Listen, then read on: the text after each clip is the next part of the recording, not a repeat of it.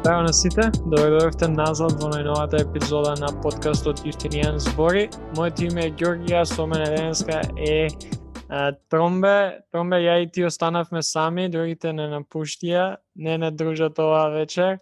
Како си, шо има ново? Арона, супер, одлично е, во Скопје пак се вратив. Убаво е секојаш да се вратам во Скопјата. Ми имају некој посебно место во срцето. Да, мината нела немавме епизода, едно што не успеавме да снимаме, друго што почнува нели испитна сесија, и почнуваат текста други работи, малце ќе биде интересно да видиме како ќе се снајдеме и ние со сето тоа, дека и лето иде, така што ќе видиме како ќе проложи подкастов, барем за летото, за од септември здравје. Сега го пак почнуваме со полна парја, ама денеска мислам у последниве 2 недели се случуваат некои работи на Блискиот Исток за кои што моравме да седнеме и да поразговараме.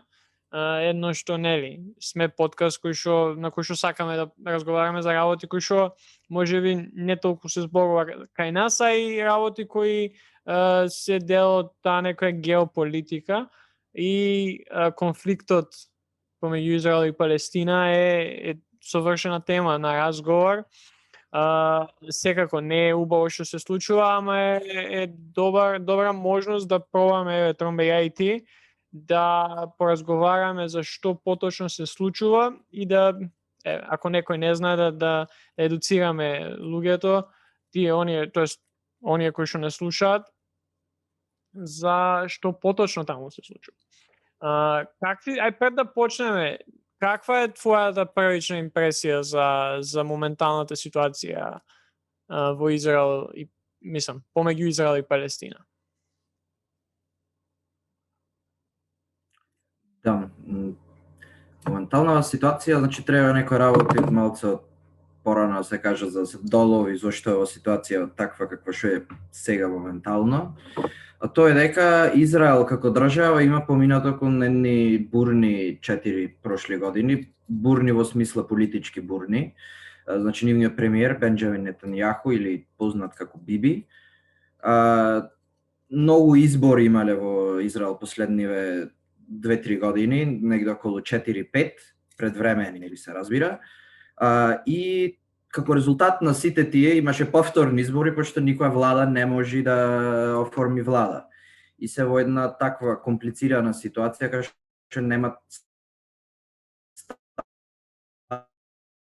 стабилна влада. И како се некоја држава, таков е Биби според мене, прави некои работи да дефокусира јавност од моменталната политичка ситуација во Израел и да ја дефокусира јавност од неговото судење кое што беше за корупција, ако не се лажам. И се направи некои работи, најверојатно сценирани од него, од претходната причина што ја кажав,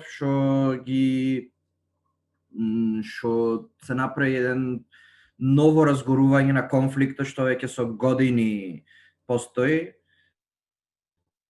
со цел нели да се дефокусира тај националистички сентимент во Израел помеѓу еврејското население и со цел да му се даде него поголема поддршка и нели и во сите држави кај што има конфликт и голема нестабилност, поголемиот дел луѓето се соединуваат за лидерството. Така да тоа е сигурно вклучено во стратегијата на Биби. Да, мене тоа е нешто интересно кое што не го гледам премногу во медиумите. Кај нас секако, бидејќи досега неам најдено добар текст или добра анализа на целава ситуација во нашите медиуми, ама и во странскиве, кои што не ми е не сум наивен, па сум као окей, зошто не зборат за ова, ама дефинитивно една од поважните работи кои што треба да се спомне дека Нетањаху во последните 2 години, значи во Израел има организирано 4 различни парламентарни избори, на кои што на нито еден од нив, нели, нормално не успеа да формира стабилна влада која што ќе го води Израел во следните колку и да се таму 4-5 години, колку и да има мандатот. И после последните избори кои што патем се случија на 23 март 2021, мислам дека вакво нешто беше за очекување, тоест ескалација во конфликтот со Палестина и Хамас беше за очекување. Сега, до ваква мера и во ваков момент можеби не толку, ама дефинитивно ова е нешто кое што му иде у прилог на Биби Нетањаху и кое што може да се каже дека ако ај сега да не преудицираме да кажеме дека они се главните организатори на сето ова, бидејќи мислам дека е малце, не е комплицирана цела ситуација, ама не можеш да кажеш оке 100% виновници се тие, туку ама може да се каже дека им одговара сето ова и може да се каже дека они го дозволуваат. Нешто слично као ја би дал пример, можеби лоша метафора ќе биде, ама случајот со Бугарија. Кога почна бугарите да излегуваат со изјави што Захариева, што Карачанаков, што другите за македонската историја пред избори у Бугарија. Сега има повеќе причини позади сето тоа, ама една од главните причини беа освојување на политички поени. Затоа, например, Груевски после ветото у Букурешт отиде фул антички македонец, бидејќи тоа освојува поени, тоа освојува политички поени, тоа добива избори.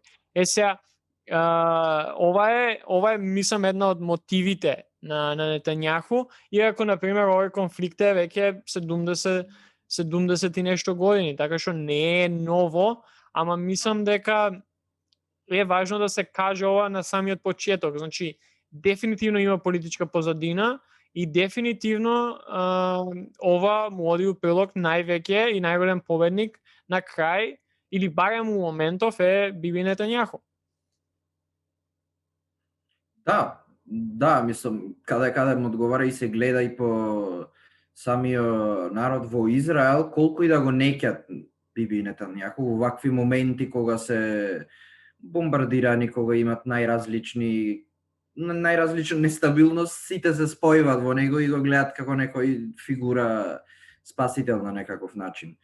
И се разбира, тоа е резултат кој што не е специфичен за Израел, тоа е резултат кај што сите држави би направиле нормално, кога си во таква ситуација, сигурно нема да ти биде прво на памет, ај ќе протестирам против председател или премиерот што не осакам, туку ќе гледаш на најбрз можен начин да си го спасиш животот и здравието.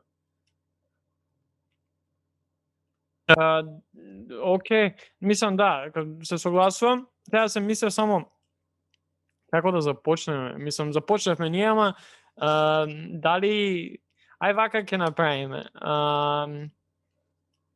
Можеш, бидејќи знам ти си по историја, сигурно имаш повеќе историски информации од мене, можеш чисто да почнеме со како започна овој конфликт и зошто е важно, мислам, како започна самиот конфликт пред 70 на години и повеќе. Да. Значи, конфликтот е многу одамна, значи дури почетоците на тој конфликт се гледат пред Првата светска војна и за време на Првата светска војна, но за да се долови конфликтот потребно да се разговара за една идеологија, таа е наречена зионизам. Што значи зионизам? Многу дефиниции си има сменато кроз времето, но денес е прифатливо дека зионизмот е идеологијата за тоа евреите да имат своја национална држава. И од некои зионистички конференции во 19-тиот век се оформи таа идеја за да има една држава за цел еврејски народ. Патеми терминот евреј не многу сменет, чисто религиски да покаже која религиска се има претворени во како етницитет на некаков начин. И знаеме, во Првата светска војна, тој регион, пред Првата светска војна, тој регион бил во собственост на Османската империја. После Првата светска војна, тој регион, Палестина, го завзема Велика Британија, се разбира, колониализам, и се нарекол The Mandate of Palestine. Но од кога дојдоа британците има сакаш на ум на некаков начин се разбира да го експлоатират тој регион, пошто тој работата на колониализмот, но и да се оттарасат и да решат некои проблеми кои што тогаш вриеја. Значи се имат многу работи случајно во 20-тите има некои конференции, некои договори кои што ја почнува кон оформување на таа зионистичка идеја за еврејска држава или за држава каде што евреите ќе живеат и така натаму. И беше прилично контроверзно во тој период и мислам дека тоест не сигурно во 1939 година се направи така наречените White Papers, сите големи сили, но предводени од Велика Британија, кај што се планираше колкав процент евреи ќе се доселат со определени ограничувања на кои земјиште смеат и не смеат да го земат во нивна поседност и така натаму, и нели се паузираа сите тие работи од кога почна Втората светска војна. И од кога знаеме каков резултат имаше Втората светска војна, поготово кон еврејското население, нели Холокаустот, тоест тие забрани кои што претходно беа дадени во White Paper, односно колку евреи треба се населат во Палестина, се тргнаа. И се отвори патот за неограничено населување на еврејско население, тоест не е ни населување, туку е refugees, бараат засолниште од долго вековната традиција на омраза кон евреите во Европа. И од кога голем број луѓе кои што станаа без имот до Втората светска војна се преселија во Израел, евреи, за да барат заштита. Но тоа почна. Од тогаш се оформува конференција во Обединетите нации за решавање на палестинското прашање, односно за регулирање како ќе живеат евреите и арапите во една заедница. Има многу идеи како тоа би се одвивало. Еден предлог бил да се направи конфедерација или федерација во налик на Швајцарија и Југославија.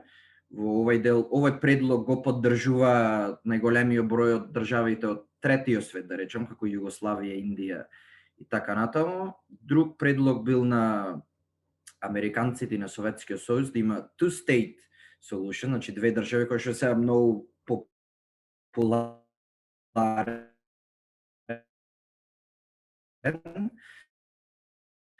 да кажам, и со федерацијата некој тако по-лабав сојуз помеѓу нив, но се разбира, Америка кој што е Америка и Советскиот сојуз, сите држави се сврти околу two-state solution, зашо нити евреите, нити арапите го бендисваја тој предлог, зашто евреите кога дојдоа во Палестина, дојдоа со намерата нели да оформат национална држава на евреите.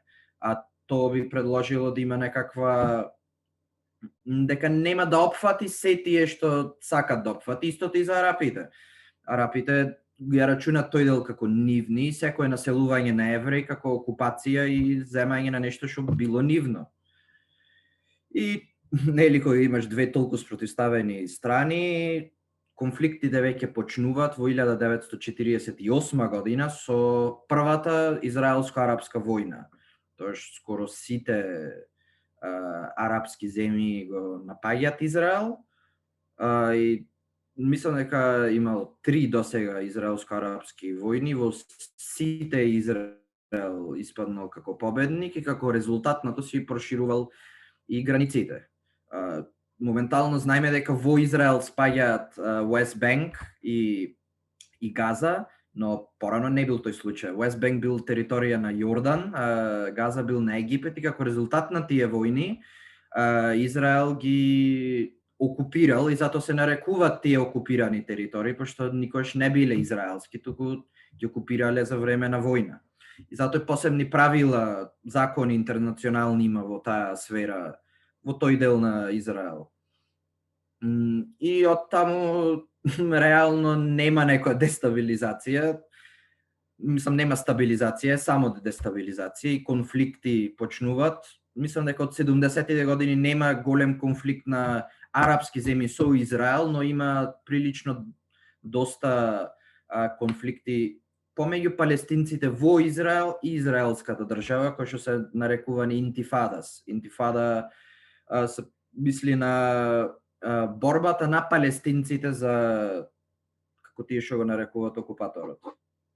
И дека од тогаш не се многу работи променети, си оди во фази на некаков мир, што не е ни мир, до отворен конфликт.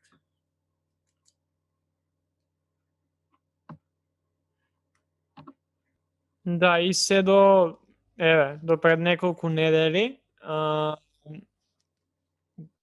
не знам, мислам дека имаше два, да ги наречеме каталисти на catalyst. Не знам на македонски како би било, два катализатори на целиот конфликт и баш го слушав Дейвид Пакман, кој што според мене има најдобро видео направено последниве неколку денови на ова, така што јас сега буквално ќе кажам голем дел работите што тој ги каже, бидејќи навистина се согласувам со нека, ако не ви се слуша на македонски, идете на англиски, Дейвид Пакман. И мислам дека овие два катализатори и двајцата и двата се такви да се случуваат поред Израел. И Израел е навистина главниот виновник за сите случувања моментално. Тоа не значи дека 100% е главен, тоест 100% е вината кај него, туку дека најголемата кривица и главната вина иде кај Израел и израелската влада. И тоа мора да се направи разграничување. Кога збориме за Палестина и Израел, не збориме, бидејќи палестинциве не е исто со Хамас или палестинската држава. Исто како што Израел и нивната влада не е исто со луѓето кои што живеат во Израел и евреите. Така што има голема разлика и не сакам оние што не слушаат да направат некои или да не разберат погрешно. Кога збориме за Израел, збориме за владата, збориме за Нетањаху, збориме за нивните акции и работите што тие ги направи, а не израелските луѓе. Сега, што се случува прво? Полицајци влегуваат во Аласка, кој што е третиот најголем муслимански храм во светот, ако не се лажам. Влегуваат внатре и ги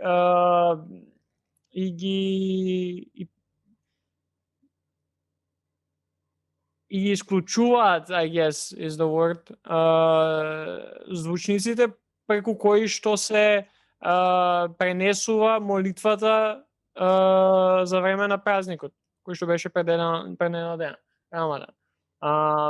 Сега, интересното е дека сето ова се случува поради тоа што Нетањаху, тоест не Нетањаху, туку председателот на Израел дава говор во истиот ден, во истото време, поради Memorial Day. И колку и да, не знам, ова е дефинитивно глупо и идиотски да се направи. Прво, влегување на полиција во религиозен храм е идиотски само по себе и не е окей. А второ, причината поради тоа е уште поидиотска. После тоа, ова ти што збореше, 6 фамилии, палестински фамилии се evicted, како би било македонски? Не знам точно термин како би бил, ама поентата е дека нивното земјиште, нивните куќи ќе бидат експроприирани од страна на израелската држава. Конфискувани е друг збор. Ова Ист Ерусалим,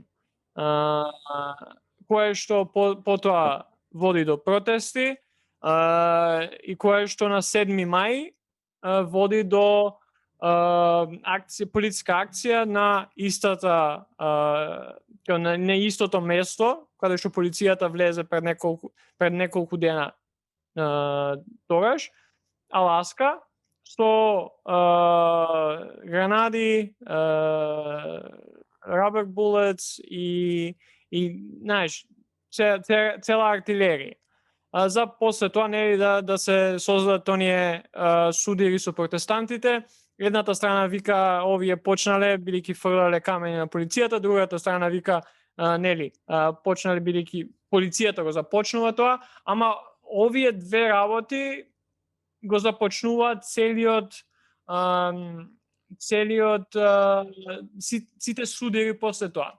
Кај што после тоа нели имаме ракети кои што едната Хамас ги фрла на Израел, Израел враќа 10 пати повеќе, бидејќи може тоа да направи, бидејќи Израел има, мислам, ако не се лажам, 12-та најголема војна сила е у светот, и може буквално да ја срамни со земја целата територија кај што живеат палестинците. И сето тоа доведува до премногу жртви, диспропорционално повеќе жртви на страната на Палестина отколку на Израел. Пак ќе кажам, поради целиот тој арсенал кој што го има израелската држава.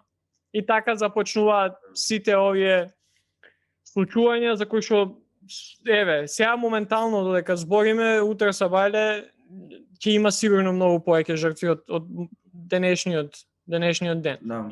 И ќе продолжи ова, ама ова е почетокот. Израел и нивните идиотски, ја би ги нарекол, реклес активности кои што ги прават за време на еден за време на еден религиозен празник, кое што ја прави целата ситуација уште полоша. Да, ова се предводи, како што кажа ти, со eviction или експроприација на земјиштата, куќите на палестински семејства. Ова не е прв пат ова што се дешава. Значи, таа, како да ја кажам, ај во најмала рака би ја кажал како промена на демографија политика, што може со многу потврд збор да се нарече сето тоа што се дешава, е многу, како да кажам, многу лошо, obviously. И долго време го прат. И како што не се решава овој проблем со Израел помеѓу Палестина, така се Израел продолжува да ја прави таа демографска промена на населението и ќе дојде до ситуација кај што можат да речат во Израел нема поќе палестинци. Пошто меѓународната заедница се матка со решение, некакво решение, нешто да се деси, а за тоа време владите на Израел си терат со нивната политика на демографска промена. И што се десува до воената сила, мислам, бомбардирања и во Израел и во Палестина не се ново нешто.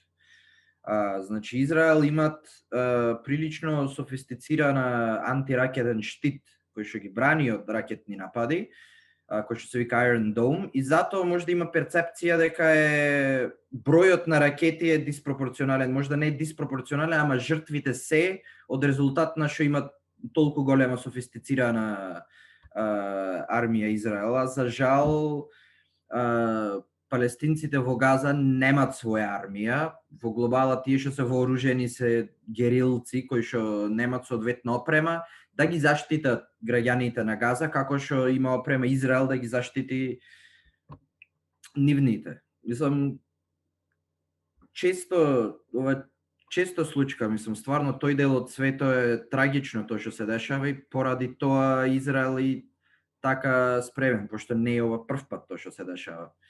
Али да, нападите немат успорено, во никаков случај. Жртвите растат од двете страни, во глобала поголемиот дел се од Газа. И се уште јас на моје големо, не би рекол разочарување, пошто за да бидам разочаран требаше да очекувам нешто in the first place, ама како да е лошо што меѓународната заедница преку Обединетите нации веќе една недела, освен некој со стан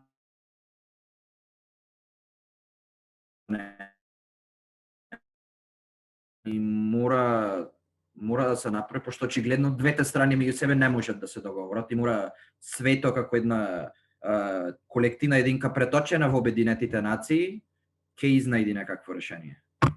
Да, и мислам дека ова кога треба да се каже што се случува, кога со зборовите буквални кои што да, можеби ќе се претешки, ама ова што се случува во Израел не е ништо друго освен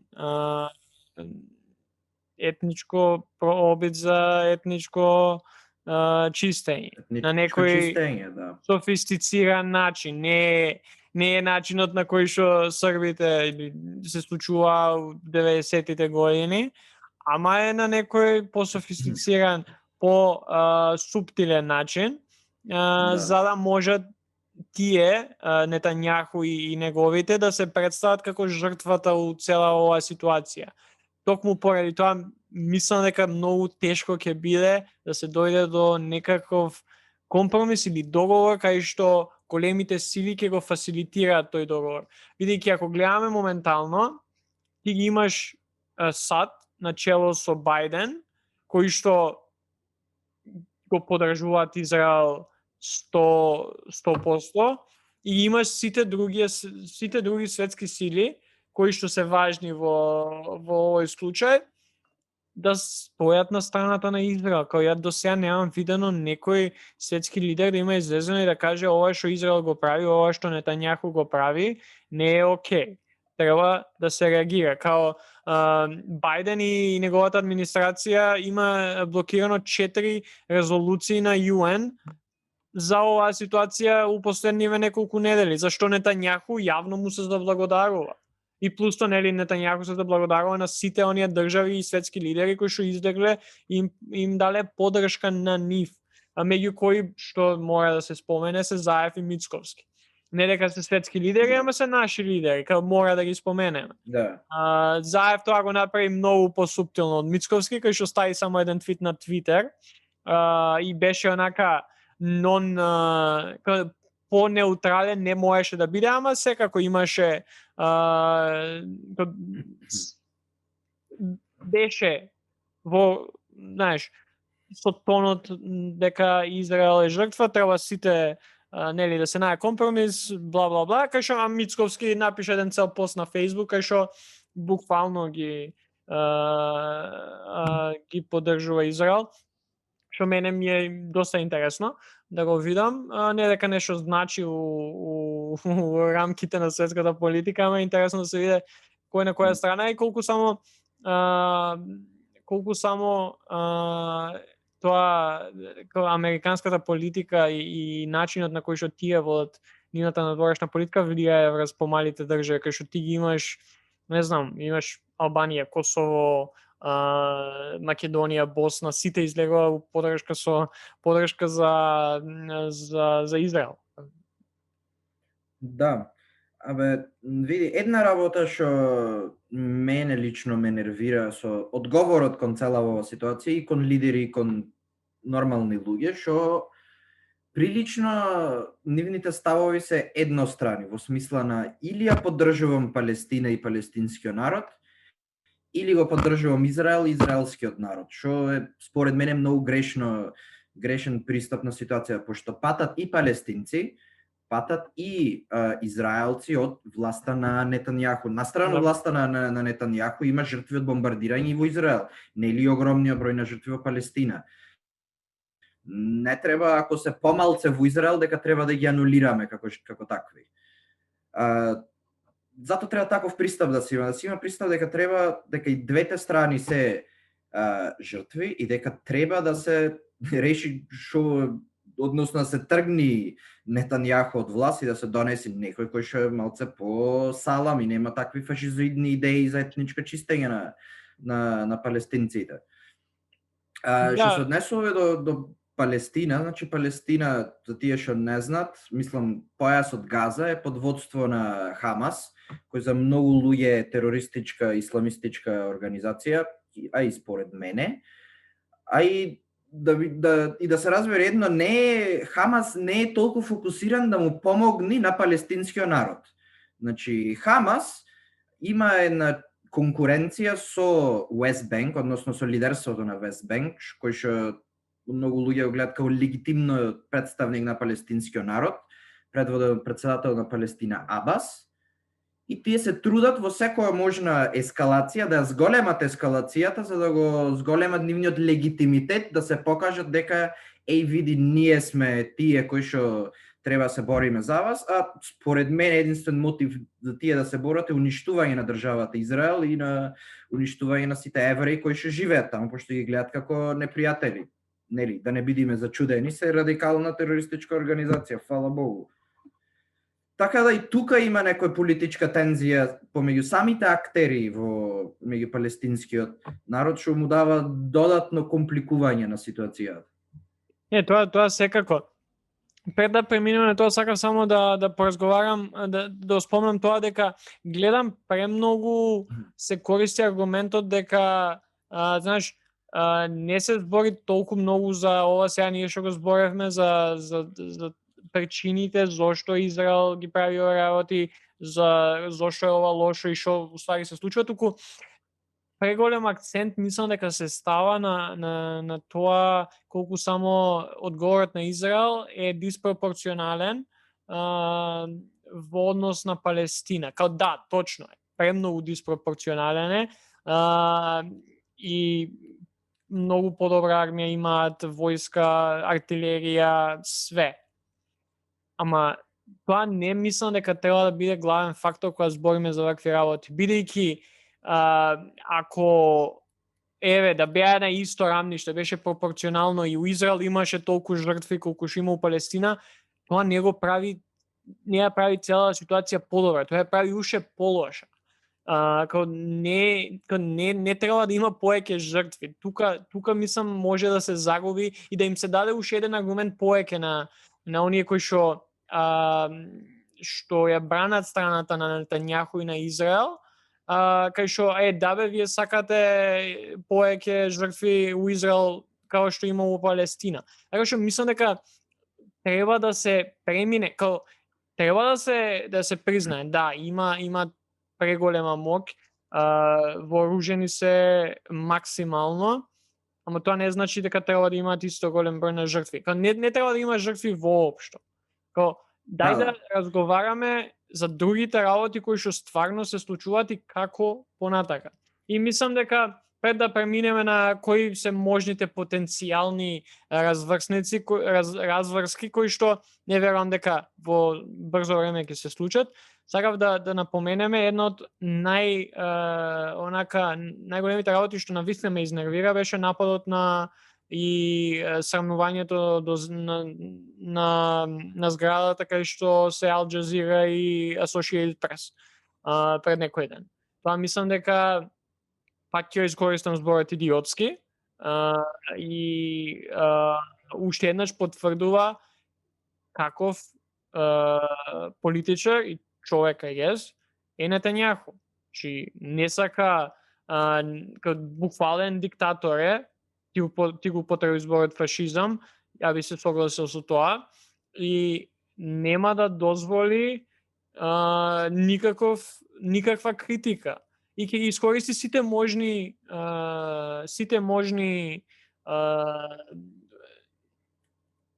работи кои што ги има на располагање да го спречи било какво да спречи било каква критика. И тоа мислам дека е навистина лошо и опасно. Колку и да имало луѓе на Хамас во таа зграда, што by the way не верувам дека има премногу. Ја не сум видел до сега докази дека уствари постојат за нивното објаснување за зошто ја бомбардира токму таа зграда кај што се канцелариите на Ал Джазира и Associated Press. И навистина ова ми звучи и ми изгледа као на она со Дик Чейни и почетокот на војната после срушувањето на кулите близначки. Да, имаат, овие имаат, ќе ги нападнеме, ама после уствари чекај, нема никакви докази дека имаат weapons of mass destruction. Да. Голем дел од нападите на Израел кон појасот Газа беа со објаснувањето дека напаѓаат определени цели кои што се на Хамас. И затоа негде може да се каже дека до негде е точно, пошто вкупниот број на жртви околу 30 на 40 се милитанти на Хамас. Значи не може да кажеме дека комплетно лажат тука. Ама со бомбардирањето на зградата веќе се гледа очигледно дека чекај. Знаеме дека Израел како држава не ги сака Ал Джезира како медиум, пошто се Ал Джезира како CNN. Ако CNN се апологетици на Нетањаху, така Ал Джезира се апологетици на Хамас. Значи се прилично пристрасен медиум, ама не е причина ако е пристрасен медиум, дека треба да бомбардираш зградата.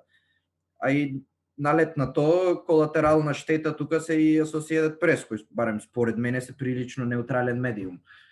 Да, па тоа мене ме највеќе чинува како ме изнервира, бидејќи Ал Джазира, пак ќе кажам, идиотски е.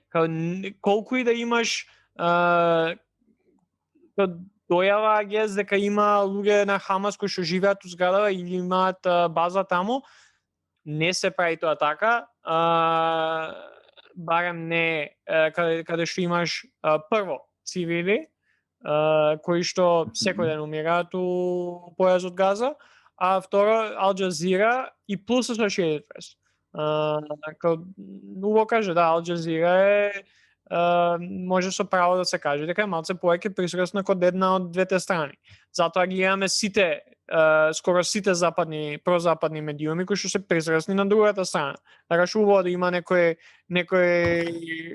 баланс помеѓу двете страни, кај што знаеш како ќе ги читаш двете вести за една иста работа и ќе некаде вистината е у средина. Така што барем можеш да читаш две ствари. Ама не и се, мислам дека навистина овој напад, конкретно уништување и срамнување со земја на оваа зграда покажува само ни го покажува вистинското лице на Нетањаху. И пак се враќаме на ова што зборам на почеток. Ова му одговара на него. Ова му одговара на него и мислам дека поради тоа не верувам дека ќе заврши во скоро време, бидејќи и за Нетањаху и за Хамас убаво кажа, хаосот е она што им треба. Едните и двете страни да ги зацврстат своите позиции као водачи, као лидери на една од двете страни.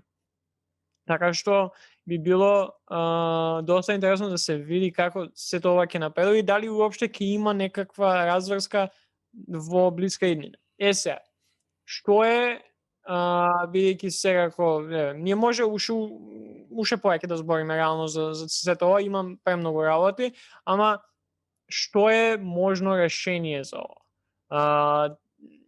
Ја на почеток би спомнал мировно решение не е возможно или не е возможно, барем не во мера кај што би ги задоволила и двете страни, ако ги имаме истите лидери кои што се у моментов. Тоест Нетањаху на едната страна и Хамас на другата. Не можеш мир да имаш со овие две страни као водечки сили на Израел и Палестина. Тука мислам дека е главниот, мора да се најдат нови лидери, мора да се најдат нови луѓе кои што ќе ги водат овие преговори, кои што ќе пробат да направат нешто што навистина ќе ги смени работите на полот. Тоа мислам дека за почеток е маст. Да, како што кажав претходно, јас лично не очекувам дека двете страни ќе излезат со решение сами по себе, пошто како што се работиве сега, од едната страна на Израел имаме ултра десничар на власт, па може да се заклучи фашист со работите што ги прави со етничко чистење и така натаму, а од другата страна имаме па исламофашисти кои што се терористичка организација која што имат за цел истребување на некој друг народ, но слично како израелскиот премиер што има идеи. Така да помеѓу тие две политички ентитети, ако можам да ги наречам, нема теоретска шанса да се дојде до некаков договор.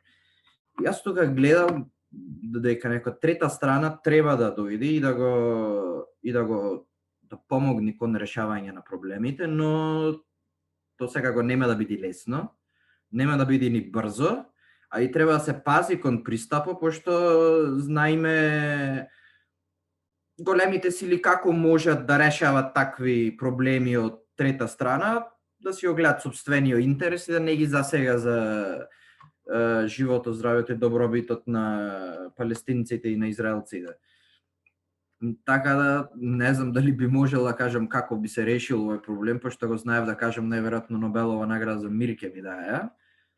Е прилично комплицирано, но единствено само се надевам дека не излегло некакво трајно решение, дека во најбрз можен рок ќе се намалат жртвите и конфликтот ќе се намали, макар и по цена да не се реши конфликтот, што најверојатно нема да се реши, ама барем како е, нели, симптоматски да се решават проблемите, барем насилството сега да престане. Па не, ја очекувам притисок, да поразговарам малку за Америка, очекувам притисок внатре, што од Берни, што од останатите прогресивни лидери у Америка, притисок на Бајден, врз Бајден, тоест, да направи нешто поег. Сега, дали верувам дека Бајден ќе направи нешто драстично и суштински? Не. Мислам дека може да дојде до тоа, ти што го кажа сега, да Америка да проба малце да смени начинот на кој што до сега ги вршат работите и да се дојде до некаков така наречен мировен договор или нешто што ќе ги запре жртвите, што ги запре бомбардирањата, барем уваква мера. Бидејќи кажа ти, ова не е нешто ново. Ескалацијата е ново, или барем не се случува секој ден, ама вакви работи слични во ваква мера се случува. Така што, ако нешто гледам, тоа е како САД ќе се однесува во следните 2 недели. Дали очекувам нешто суштински, пак ќе кажам, не, ама барем се надевам дека ќе се дојде до некаков компромис кај што жртвите, поготово цивили, ќе престанат. И тоа е, мислам, клучот. Да, ама и гледај, цел свет онака знае која е позицијата на Америка, иако можда таа јавно не ја зборат, сите знаеме дека Америка ќе обрани Израел. Пошто има комплетна дебата е заштото, пошто ако си политичар во Америка, ако речеш јас се поддржувам Палестина, автоматски политичката кариера ти е завршена. Day one. Така да Америка морат да го променат својот однос кон Израел и Палестина, не само надворешниот однос, туку и внатрешниот однос, оној менталитетен што го имат дека треба да се види секојаш на страната на Израел, палестинците се, не знам, терористи, што и да не, што се збора. Значи треба првен внатре да се средат како размислуваат за случаја и после тоа сменато размислување да го преточат, пошто ако не се случи тоа, фактички секој договор кој што е предложен од Америка нема да се гледа како комплетно неутрален и со право. И ќе отвори вратата тука за некои други држави кои што можда историски биле понеутрални или не биле со едната или со другата страна, да истапат и да бидат лидерите во ова. Така да Америка барем нека биде од тоа мотивирана, пошто може во одредено подрачје да комплетно да го изгуби влијанието што некојаш го имала. Да, и со тоа мислам дека може тука да превршиме. Пак ќе кажам, ние секако може уште многу да поразговараме за ова. Ќе гледаме работите како ќе се случуваат во следните недела 2. Па пак ќе поразговараме како за оваа тема, така и за некои теми кои што може да произлезат од ова. Тоа ја имам се. Томбе, имаш уште нешто да кажеме или можеме да се одјавиме и да идеме да спиеме, пошто касно е. Ништо посебно, да одиме да спиеме и да видиме најскоро што може страдањето на израелците и палестинци да се намали. Тоа е клучот, како што кажав на почетокот на епизода, мора да се направи разграничување помеѓу Израел, израелската држава, влада и население и помеѓу Палестина, тоест Хамас и палестинци. Добитници од се ова се Нетањаху, неговата влада, војска, армија, што се не, и Хамас, а оние што губат највеќе и како живеалиште, како сигурност, безбедност, така и животи, се луѓето кои што живеат таму. И поради тоа важно е ова да престане, ама сега видиме што и како. Ја пак ќе кажам, немам некоја голема надеж за нешто суштинско, ама барем се надевам дека ситуацијата ќе се подобри со тоа што нема да има ваков голем број на жртви, поготово на млади деца, жени, цивили во следните неколку денови.